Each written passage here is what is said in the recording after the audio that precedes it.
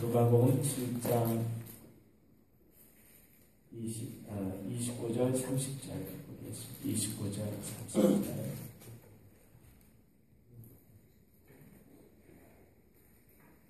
우리 한 목소리를 들어가면 누가복음 7장 29절 30절입니다.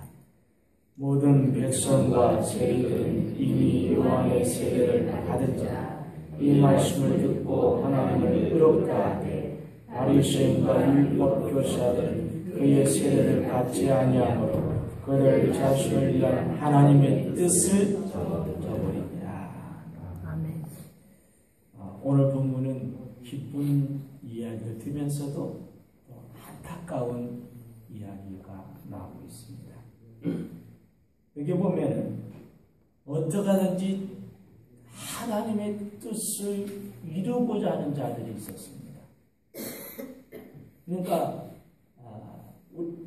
우리나라가 이렇게 못 살고 자신의 생활이 이렇게 힘들고 어려운 것은 하나님의 뜻을 이루지 못했기 때문이라고 생각을 했어요. 그러니까 이스라엘 백성들이 로마의 식민지를 받은 것은 하나님의 뜻이 이루어지지 않았기 때문에 이방 민족에게 이렇게 지배를 받는다 생각을 했어요. 그래서 어떻게 하든지 하나님의 뜻을 이루기 위하여 성경을 굉장히 많이 베끼던 필사하던 사람들이 있었어요. 이 사람들을 누구냐? 바리새라고 그러고 율법사라고 그랬어요. 그러니까 그 사람들은 이 양 가죽에다가 성경을 필사했을 뿐 아니라 옷에도 기록하고 또 말씀 하나님 뜻을 돌려다 보니까 말씀을 이루려고 하는 사람들이 모여있으면 더 잘 이루어지잖아요.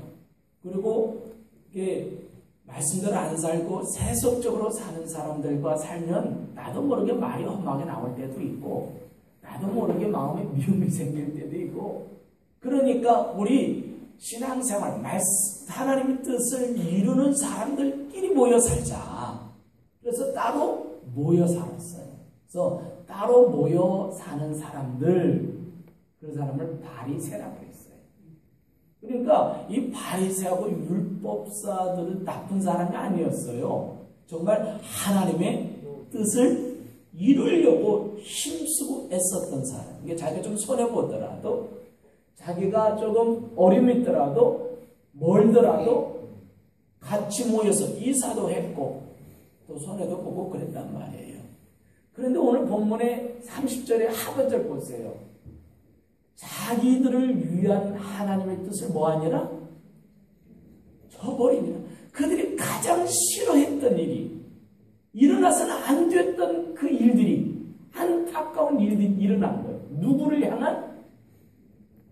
나라를 위한 향한 뜻도 아니고 다른 사람을 향한 것도 아니고 자기를 향한 하나님의 그 좋으신 뜻을 스스로 뭐요? 저버리게 됩니다. 얼마나 안타까워요. 여러분의 소원이 있다고 하면 나를 향한, 우리 가족을 향한, 자녀들을 향한 하나님의 뜻이 저버리지 아니하고 그대로 이루어지기를 원하는 소원이 있습니다. 그 소원이 이루어지기를 바랍니다. 그런데 오늘 본문에 또 하나님의 뜻을 이룬 사람들이 있어. 29절을 보니까 뭐냐? 백성들과 누구예요? 세리. 세리는요, 하나님 말씀도 잘 몰랐어. 어떻게 하든지 자기는 자기의 뜻을 이루기 위하여 어떤 때는 죄를 범하기도 했던 사람이고 하나님 뜻을 저버리려고 했던 사람들이고 자기 원하는 뜻을 이루기 위하여 어떤 때는 참 누가 보더라도 비상식적인 행동을 했던 사람이 누구예요?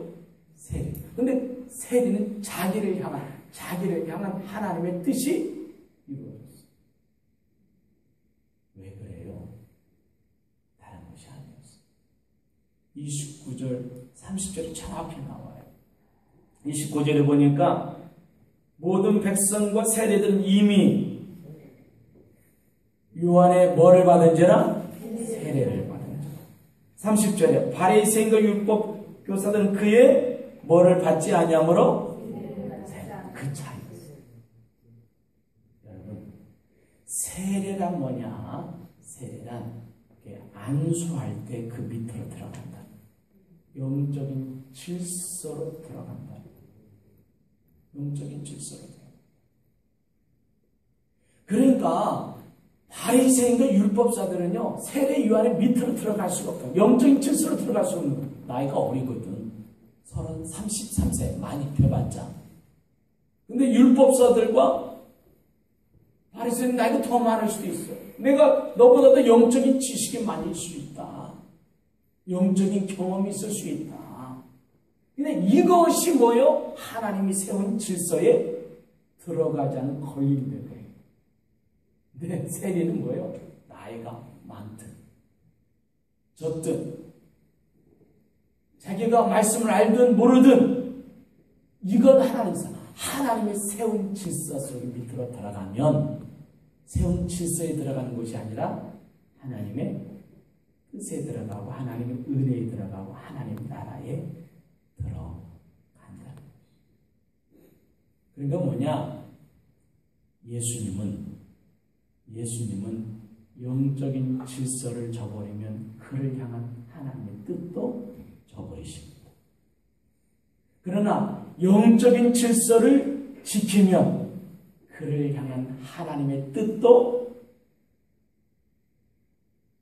이루어 주십니다. 사단 역사는 뭐냐?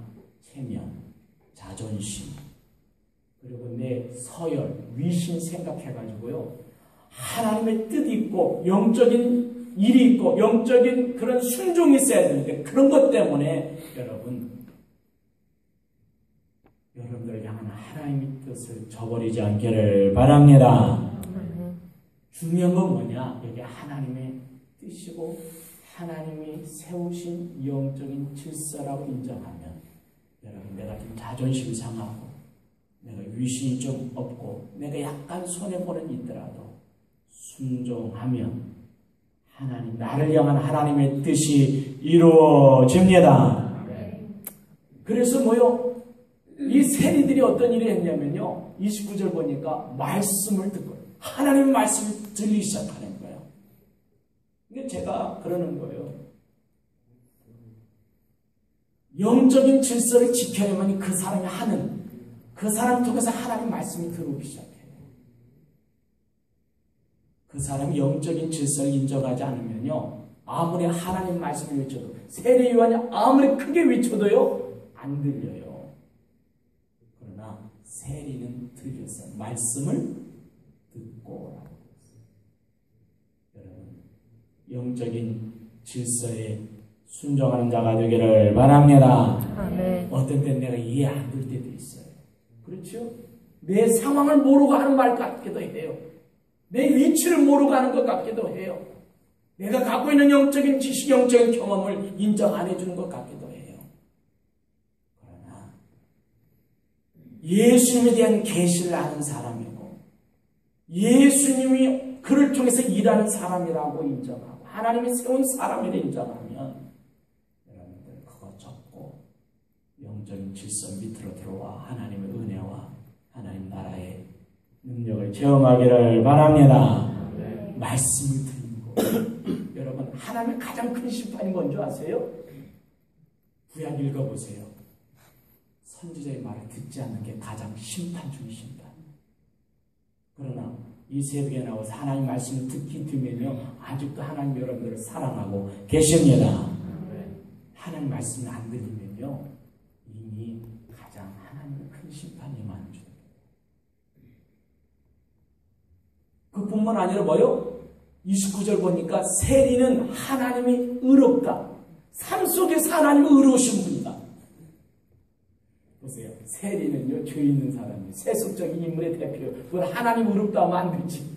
그러나 영적인 질서를 지키고 순종하니까 그가 비록 삶 속에 더러움이 있고 죄악이 있을지라도 의로우신 하나님을 보고 경험하고 찬양하지 않아요.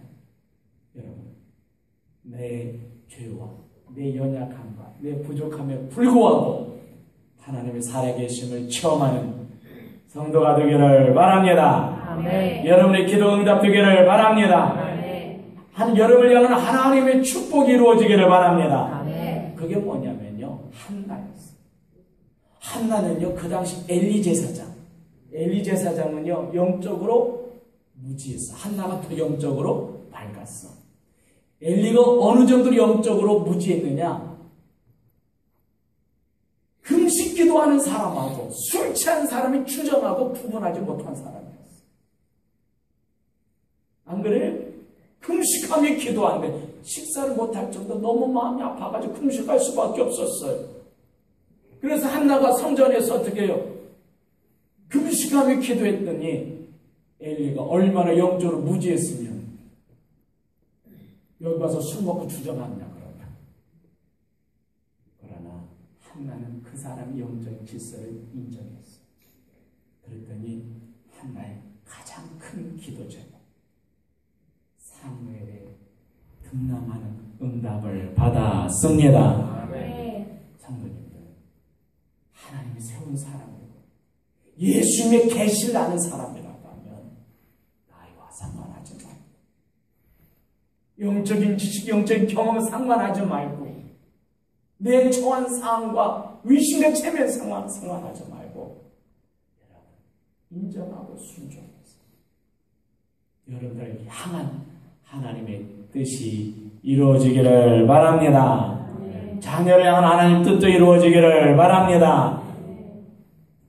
이런 사람들이 우리 교회에 더 많아지길 바랍니다. 그런데 우리 교회에 내 마음이 아파요.